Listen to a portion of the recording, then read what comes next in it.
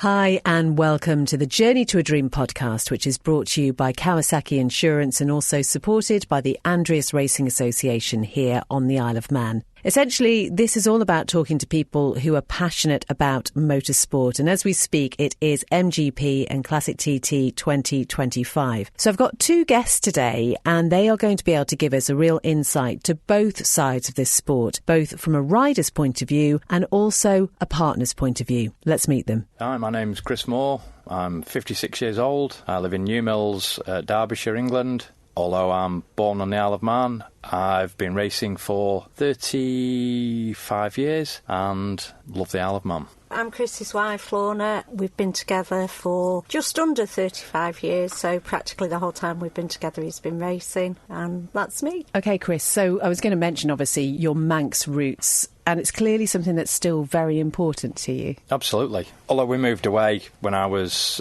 3 years old, but yeah, proud Manx man. I hate it when they get the flag wrong in the programme, so much so that I even messaged Bruce Baker this year to, try and make sure that one, and then the Classic TT programme hasn't got the flags in anyway. No, but I'm, very proud. I follow all the sort of Manx news all the time. I've got all Manx radio apps and keep up to speed with what's going on. I probably know more that's going on here than I do at home because I don't listen to the news at home. So it's a weird thing, isn't it? I think we talk quite often to people, particularly who've moved away, and that affinity with the island seems to hold really, really strongly. Absolutely. Beautiful place, isn't it? Best place on the planet. When then did the whole sort of bike thing start for you? So, like I said, I moved away when I was 3 because my mum remarried to a TT racer who lived in England, so we ended up moving, all of us, the 3 kids, my 2 sisters, myself and my mum, moved over to England, and obviously Dad continued racing. So my stepdad, he's my dad to me, Neville, yeah. So we did all the short circuit stuff with him, and then every year we'd come over and we'd do the TT with him. So I was brought up with it. Absolutely, it's all I knew was race paddocks at a weekend, and then the Isle of Man once or twice a year. It was usually at that time it was just for the TT. So yeah, that's just brought up with it. It's all I knew. Yeah. Do you know? I often think, talking to people, it sounds almost idyllic being a child growing up in that environment. Yeah, I mean, obviously it's changed a lot, but it's nice to see young families now. You see Jamie Coward's family. You almost feel like you know them all really well because you see the kids around the paddock so much, and yeah, it is a good environment in a lot of respects, but it has changed a lot. The health and safety's kicked in, so we probably shouldn't talk about some of the things you got up to, is what you're saying. Well, there. Yeah, maybe not. When did you get your first bike? Oh, blimey. When I was 16. My dad was racing, he didn't have any spare money, so wasn't wealthy at all, so it all went on the racing. So yeah, I got one, a road bike, when I was 16, and I didn't start racing until I was 20. But again, it's all self-funded because my dad, again, was still racing then, so all his money went on his racing, and I had to sort of do it myself, yeah. But was he quite supportive of you? Absolutely, yeah. So, he'd troll around the local bike shops, and we were always looking for sponsors, and we were trying to use kind of his influence, because everybody knew him. He was a real gentleman around the paddock. It didn't really work, because you have to prove something, don't you? But we got a little bit of help on, my first kit. I got discounts off the new helmet and things like that. But he steered me in the right direction. I started racing at Darley Moor, and that was a club that he'd spent many, many years racing there. So I was very quickly taken under their wing and sort of nurtured amongst the organisers, So I was known as Christopher Neville's son, Oh, this is Neville's son. And you must have been pretty proud of that. I mean, you speak of him so fondly. Absolutely, yeah. Anybody that met me dad, I've never heard a single bad word about my dad. He was a true gent, yeah. And you could tell, obviously, he passed away 3 years ago now. But yeah, a lot of the messages that came through, it was just, what a gent, lovely man. That's all you ever heard. So yeah, he was a good, proud supporter. He used to go to a lot of the meetings to watch me, so. And how did your mum feel about you racing? I don't know. Supportive, I think. Yeah. And she certainly is now.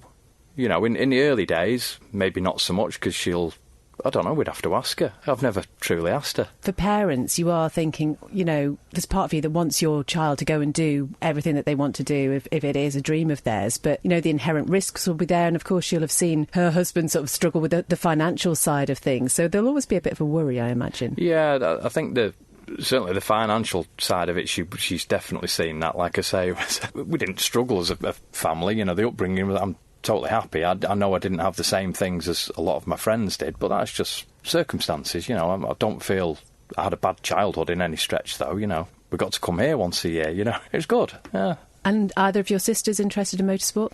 So, yeah, they obviously follow my racing exploits, and Debbie has marshalled over here. Debbie now lives over here because my mum and Debbie moved back here about 7 years ago, and she's done a stint of marshalling, so she's very keen on it. But it's all time permitting whether she can get to watch any of the sessions, you know, with work and nannying the 2 grandchildren that she's got now. So going back to 20-year-old Chris Moore, who was sort of just starting out, how did you balance that side of things, the wanting to go out and race and whatever, with sort of real life in inverted commas and having to work and doing that?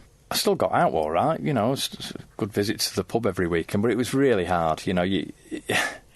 So at first I didn't do anywhere other than Darley Moor, and I found that a real stretch on the budget. But you always seem to make the money to do it, because you didn't get any sponsors back then, you know.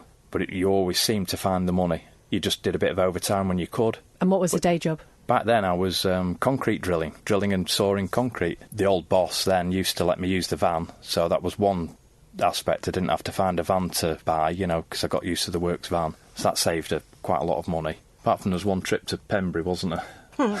That was an eye-opening one. We rented a van for that one, and then a couple of our pals followed us down on road bikes as well. And then on the way back to Darley Moor, because it was a bank holiday weekend, one of the lads actually crashed quite heavily. Yeah, that was quite an experience. Everyone got to Darley Moor very, very late and tried putting tents up. It was, not a good experience, that one. It's a racer's life, though, isn't it? All those sort of unexpected things happening. At what point was the focus on racing over here on the Isle of Man? It was something that I always wanted to do. But initially, it wasn't that high on the radar, because it was just a case of trying my best to fund it. When I became more aware that I was actually quite good at it at club level, so I was winning Darley Moor championships, going to other circuits and doing quite well, and then I got a sponsored ride on a TZ250 Yamaha, and that was really then I thought, I'd love to put an entry in at the Manx here and do the Newcomers. Sadly, though, my sponsor with that Yamaha, he passed away just before we were sort of setting the wheels in motion to do it. And I was lucky enough that the family let me purchase the bike so I could sort of continue the dream, if you like. And then in 1996, we put the first Newcomers entry in. And that was... We were skint, completely skint. But we had a right nice little windfall because we won the lottery in 1996. Can't remember what month it was, probably about February or March. So we'd already committed to renting a house over here for the fortnight. You know, all the ferries and everything, we were committed. And it would have absolutely skinted us, but then we were part of a syndicate that won. It was a good chunk of money. At that time, you know, I think about £30,000 we won as a couple, because we had two shares in it. And you imagine that's game-changing in 1996. Felt like Rockefeller, I really did, yeah. But it just must be, Chris, the relief as well, because, I mean, again and again, we just talk about the finance side of things, but yeah, that kind of feels like somebody's looking out for you there. Yeah, absolutely. Honestly, it was game-changing. I mean, you say 30,000, don't get me wrong, £30,000 is a lot of money, even today. But back then, it really was, you know, it was sizable. It meant we could get new back door, we could get central heating put in the house, a new kitchen. You could get central heating put in the house? Yeah. We had storage heaters. Storage heaters, yeah. Game-changing, and then obviously that sort of carried me through then, because I seriously think 1996 probably would have been a one and only trip to the Isle of Man racing, because I think it would have absolutely broke us. You did say you were only going to do it once. Yeah, that was always the thing. Lots of people say that. I think. But then, obviously, I did really well. I won the Newcomers C race, so that set, you know, I'm all right at this. Don't get me wrong, there was a guy that was beating me in practice. I think his name was Derek Cohen, a lad from Ireland, and he was faster than me all week in practice, but unfortunately for him, he broke down first lap of the Newcomers race, and it elevated me, and the bug's there then. The book was kind of already there, but yeah. Yeah, it does sound like it already was. I just want to go back to then, Lorna, when you two met. What do you remember about meeting Chris for the first time? I'd been in America for a year working before I went to uni, and I came back and it was for my sister's 21st, and he was friends with my sister's boyfriend at the time. I don't know, I don't really remember that much. I met you just before her 21st. I got quite smitten. Yeah, he was quite smitten initially. And we met then, and then we started going out. It was about a year later, wasn't it? Yeah. Yeah. Yeah. Kissing on a hay bale at some drunken party after being at the pub all night, and then I went home. My mum and dad lived in Sheffield at the time, so I went back there. And then he came over to rode his... What did you have at that time? Audi? DT125. I rode it all the way from my house to Sheffield. How long did that take? About an hour. And I didn't even know where the house was. I had to sort of go off memory because I dropped some furniture off there in my van at some point. So I made this commitment to drive over and try and remember where the house was. And when I got there, they were just going for a quiz night at the pub. So I joined them for the quiz night. And did you get any questions right? I probably didn't. not. You'd struggle to beat Lorna's dad in a quiz anyway. Yeah, so we just smooched a bit more, and that was the start of that, so yeah. And Lorna, did you have any interest in bikes at all? Not really. I'd been to the races with my sister to watch Chris, but no, not really. It wasn't something that was in my background, but it was good. You know, it's exciting to watch. Yeah, and I've just been going ever since, really. And we talk, again, a lot about the sacrifices that are probably made because of this passion. Yeah. And there's a lot that sort of has to give, you know. I don't know whether there's many long-haul holidays or whatever, but I just wonder what that side of things is like from your point of view. Well, we go on holiday to a tropical island about twice a year, don't we? 3 times if we include coming to see your mum at Christmas. Listen, so. I sell it as palm trees and sand, because if you get off a plane, there's palm trees. If you get off the boat, there's palm trees. And there's always sand, there's water. To me, it's a tropical island. You need to work for tourism over here, Chris. But, you know, we get to do other stuff. It's fine. And I like coming to the racing. Got friends in the paddock that you see year in, year out. It's a friendly place. It's good. But don't get me wrong, if there was another long-haul holiday on the cards at any point, then it would be greatly appreciated. How do you find it sitting and watching him go out? What's that like for you? Short circuit, absolutely fine. That's just, you know, whatever, it's great. Over here is a bit different, obviously, because it's a much longer race, practices are longer, but you hold your breath, really, from the time that you get here till the time that is done. That's kind of what it's like. But I do like to be here. You know, in previous years, when I was working, I'd have to maybe go back during practice week and then come back again. Or in the TT, I had to be at work. So that was hard. But you're watching the timing on the app, you're watching and you're going, oh, you can go faster than that, and oh, he's ahead of you, you should be beating him, and that sector wasn't very good, and, you know, all those kind of things, and wanting him to go faster. And then you're looking at the speeds, or you go watching, or like when we were marshalling, and in certain places it's so fast that you think, oh no, I don't like this. But you're very much split between the two of wanting him to slow down and not do it, and wanting him to do better and be more competitive and go faster. So it's quite a weird feeling. We'll talk about your marshalling in just a moment, but obviously just heading back to the mid-90s when you won that MGP Newcomers. And at what point did you move to TT? Instantly, and I know now, you know as soon as you've done it, I should have stayed at the Manx in 97, because I'm always good at doing myself down a little bit, but I know I was never going to win a TT, but I really wanted to do a TT. So I made the plunge straight away in 97 to come back and do the TT. And obviously once you've done the TT, back in those days, there was no coming back to the Manx. You know, that was it, you were a TT rider.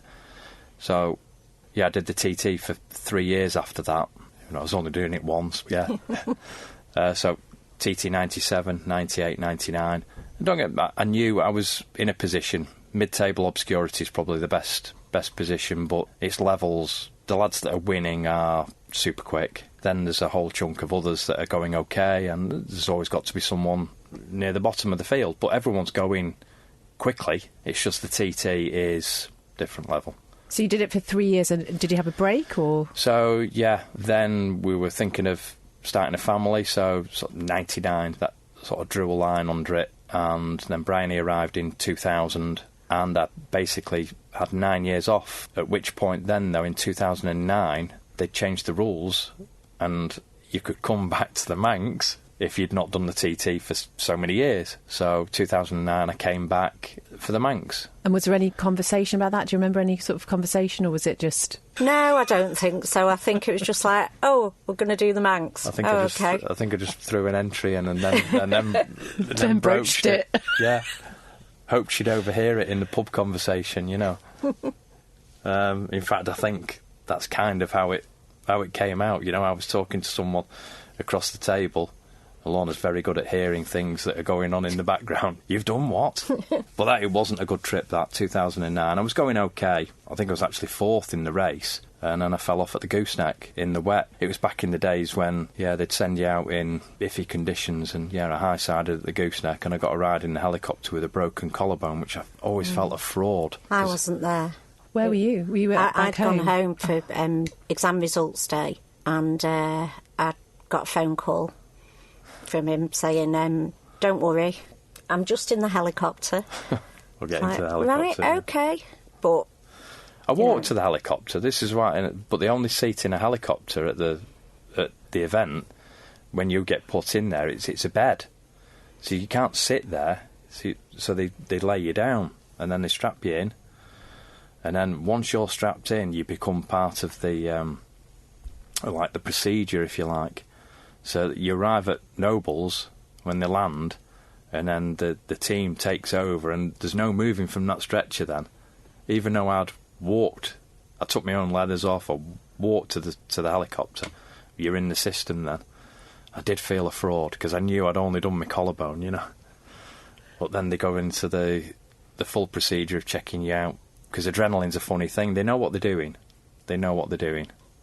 But yeah, that was a bad experience. And then I had another 3 years off then. Came back in 2012. Was that, do you think, partly a sort of a mental thing? Was it difficult to get back into it? It could have almost been a financial thing as well at the time, you know, because the whole thing revolves around money. It's so expensive to race, you know, whether it be short circuit or here's particularly expensive because you've got to add in the ferry cost, it's time off work, but it's a long event, isn't it? You know, it's minimum sort of 10 days, isn't it? So another 3 years off, and then another sort of overheard conversation in the pub to say you were coming back again? Well, it went even better then, because I borrowed a 600. Never ridden a 600. Well, I had it. In TT99, I rode an ageing CBR 600 in that race. It wasn't very quick. But then I borrowed a very quick ZXR 600 ex-Ryan Farquhar Air Kawasaki. It was a missile. Too quick for me, really, given the practice that I had on it. Again, that didn't end very well because I ran out of fuel at Hilbury on the last lap. Oh, God. Again, that's something I just can't imagine when things have been going pretty well. I watched my man, Alan, he filled it up. I saw it was full. It's just, we didn't get the fuelling right on the bike or something. The tank was full. I saw it was full. Just one of those things. We were destined to kind of always run out. The faster I was going, but possibly should have. And the weather had changed as well, so...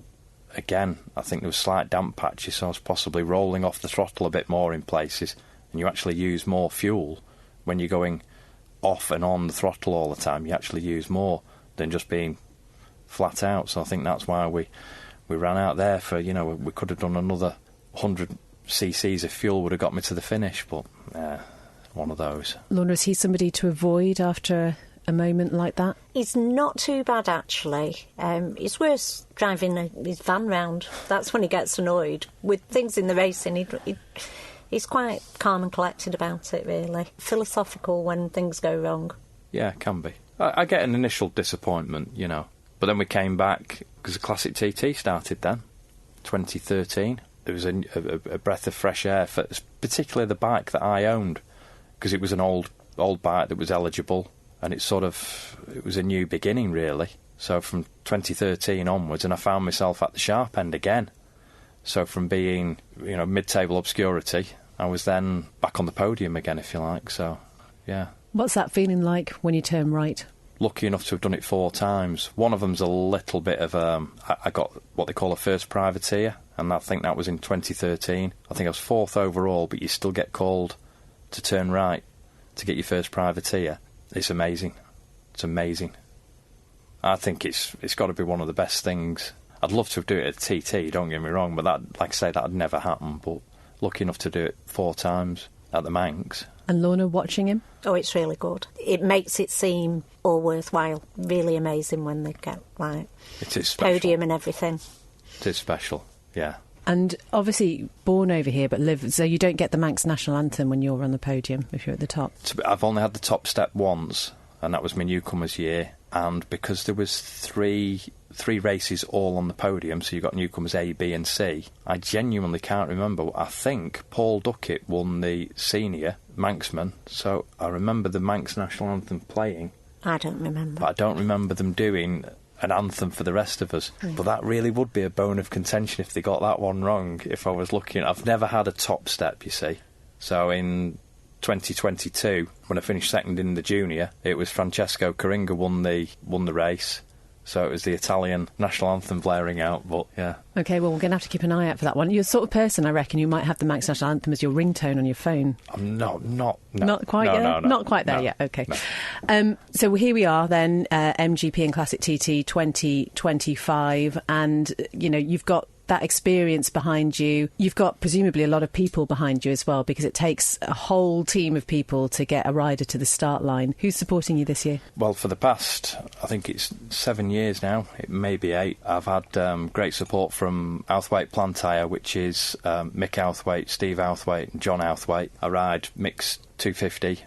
This year I'm riding Dale Fordham's ZXR 750, so I've only used that at the Prix TT, and he's letting me use that in the Classic Superbike. And I've got Jim Lomas, who's out in the Czech Republic. I'm using his K4 Honda. I'm backed by some fantastic companies that have been with me for a long time now. iHeat, Silver Star Scaffolding. I've got an amazing supporter who comes this past year. He's coming all the way from America. Audi, the tattooist. He's an amazing tattooer. If you're ever in, is it New Hampshire in America? Look up Audi. I've got ceramic coatings, a local company and friends of mine. They're helping me out. And C3 Project Services.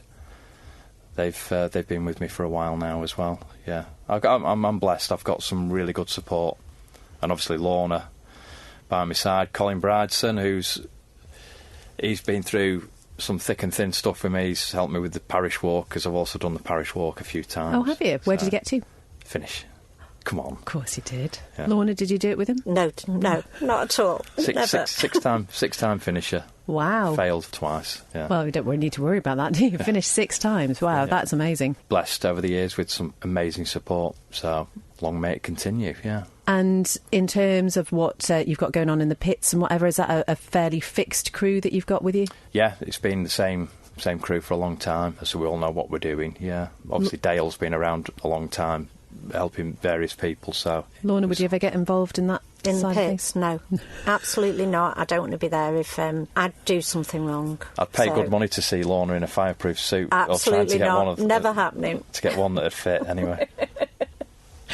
And we mentioned the marshalling because you got here over the weekend, so a couple of days before things sort of kicked off for you, and you both signed on as marshals, and it was, Chris, the first time for both of you. Absolutely, yeah, and it's been a real eye-opener to me. I've seen things change over the past few years, definitely, but to actually be a part of it and just witness how well run it is, it really is. It's slick from the signing on. You do your little, it's an online, it takes about 15 or 20 minutes with a little exam at the end of it. It's dead easy though. If you just watch the video, you can't fail. That process, really, really well done. And then you get out trackside, the radio communications that you hear and help off the CSMs and the DSMs telling you, it's what are you happy doing in an incident? What do you think you'd be happy doing? You know, you don't have to get too hands-on if you don't want to. If you just want to wave the flag in the case of an emergency, it's whatever you're comfortable with. They try and suss it out. Brilliant. Yeah, really well run. And what was that like being on the other side of the hedge?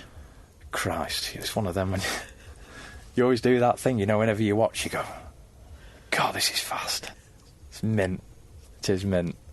Yeah, and we went to a really quick spot. It's a shame it got cut short the other night. We were Lorna was at Burnside, which is just on the drop after Cronkyvoddy Crossroads, and I was the next marshalling post just before the 11th.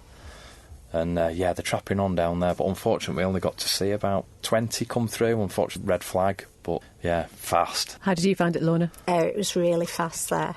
I'm not sure I quite liked it there. It was better the night before, I think. Well, it was fast there. It was fast, but it wasn't as wobbly fast. Yeah. Where was that? Exit of Quarry Bends. Yeah, the little farmhouse, which I forget the name now. And that's another thing that I've now learnt, all these little gateways, and I think they've all got names. That's your job for next year, isn't it? You need to learn all the names, yeah.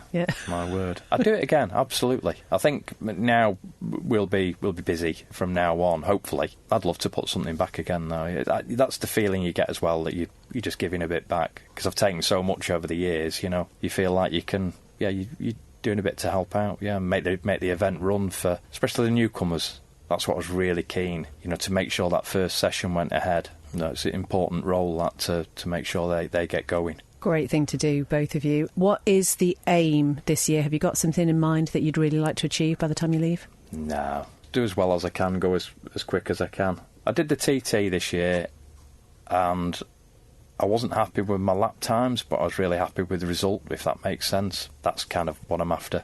I've got no goals just to be happy with the results. Obviously, the higher the better. But again, there's some quick lads here. The TT boys are here, so it's all levels again. Like I said earlier, it's I kind of know where I am in the pecking order. I'm good at doing myself down. I am good at doing that. I get that sense, yeah. Where do people follow your progress then? Where can they find you? I'm just a Facebook guy. Yeah, I do a bit of Facebook, and I've got an account on Twitter, yeah. Whatever it's called these days. I do kind of post on that, and Lorna's quite good at tagging me in on stuff. Well, as ever, we'll put the link to that page on the podcast page. And Lorna, I just wondered if you would have any advice for somebody who maybe is in your position, who's watching their partner go out, maybe they're sort of just starting out this year. Would you have anything that you think, actually, if somebody had told me that, I'd been quite grateful? Just being aware of who you can speak to, if you want to know things, where the race office is, what you can find out, how you can follow on the app. And also, Chris always has phone number with him, tucks a piece of paper in his boot, so that if he does break down or anything, he gets someone to ring me. That's really reassuring that that's happening. But really just embrace it and be there to be part of it and enjoy it. And, you're with someone that loves doing this, so let them enjoy it. Well, it's been brilliant talking to both of you. Thank you very much for coming in. Chris, we'll see if we can get that fire suit organised for Lorna. Yeah. No. Make a good photo. I'm sure it will. Thank you so much. Thanks, Beth. Thank you.